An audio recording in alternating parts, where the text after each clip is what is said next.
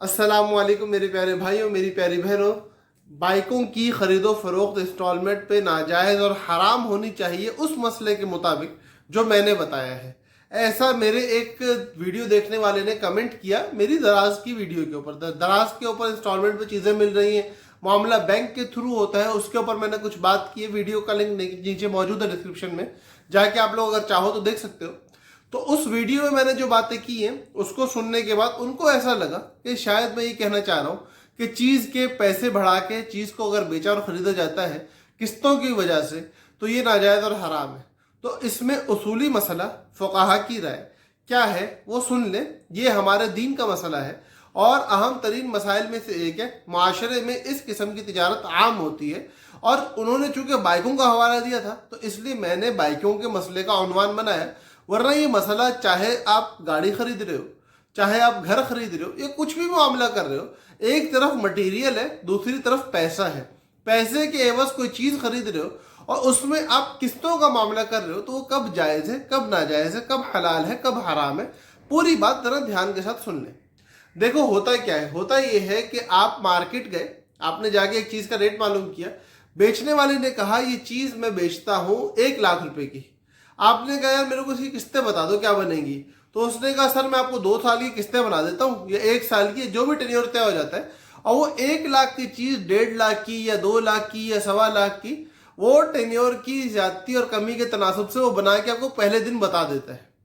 तो इस तरीके से मामला करना कि हर महीने की किस्त का तयन हो जाए और इब्तिदा में चीज़ की वैल्यू तय हो जाए, चीज़ की असल कीमत पहले दिन तय हो जाए कि ये चीज़ आपको आखिर में जब आप सारी पेमेंट कर दोगे तो 5,00,000 की पड़ेगी, 2,00,000 की पड़ेगी, 1,25,000 की पड़ेगी, जो कि आज 1,00,000 रुपए की है।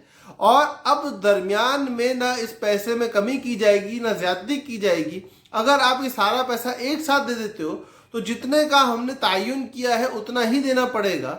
और अगर आप ताखीर भी करते हो तो भी पैसे में कोई ज्यादती नहीं की जाएगी, बल्कि जो पहले दिन मामला तय कर लिया गया है उस ही के ऊपर बात को रखा जाएगा। अगर इस तरीके से मामला किया जा रहा है तो चाहे वो गाड़ी का हो, चाहे वो बाइक का हो, या किसी भी मसनूआत में से चीज़ का हो, वो जायज़ है जब तक कि वो मसनूआत का इस्तेमाल फी नफ्सी ही जायज़ है। लेकिन हलाल चीज़ के मामले में पहले दिन से अगर चीज़ की कीमत का तयन ना किया जाए, बल्कि ये कह दिया जाए कि ये चीज़ 1,00,000 की है, आप इतने अरसे के लिए लोगे तो इतने में हो जाएगा, इतने अरसे के लिए लोगे तो इतने में हो जाएगा, इतने अरसे के लिए लेके इतने अरसे में पेमेंट कर दोगे तो हम इस तनासुब से पैसा कम कर देंगे। इब्तिदा में ये सारी शराइत रख दी जाए और सूरत ये बन जाए कि उधार पैसा किया जा रहा है और उस पैसे की अदायगी पे अगर आप ताखिर करते हो तो उससे नफ़ा लिया जाएगा, और वो ताखिर कम करते हो तो नफ़ा कम लिया जाएगा, ताखिर ज़्यादा करते हो तो नफ़ा ज़्यादा लिया जाएगा। चीज़ की वैल्यू, चीज़ की वर्थ वही है जो पहले दिन हम तय कर रहे हैं कि 1,00,000 रुपए की चीज़ 1,00,000 की बेच रहा हूँ, उस 1,00,000 की अदायगी में फिर आपको सहूलत दे दूंगा और उस सहूलत के ऊपर मैं इंटरेस्ट और सूद ले लूंगा। तो वो चाहे आप दराज से करो, बैंक से करो या किसी और रास्ते से करो, हराम है। तो ये पूरा मसला मैंने वहाँ भी इसी तरीके से बताया था और यहाँ भी ऐसे ही बता रहा हूँ। फिर भी अगर किसी को इश्काल हो कि वहाँ कुछ और था और यहाँ कुछ और है, तो वो दोनों वीडियोस को देख के खुद अपने आप से तनासुब लगा, मतलब फैसला कर ले कि मसला किस तरीके का है और क्या बात है। तो उम्मीद है मेरे भाइयों को मसला समझ में आ गया होगा। फिर भी अगर कोई बात पूछने की हो तो ज़रूर पूछें, ताकि तमाम इश्कालात को दूर करके एक वाज़े और साफ़ सुथरी सूरत सामने आ सके और हमारे लिए हलाल खाना आसान हो और हराम से हम सब बचे रहें। अल्लाह पाक हम सब के लिए हामी व नासिर हो और हम सबको हलाल खाने की तौफीक अता फरमाए।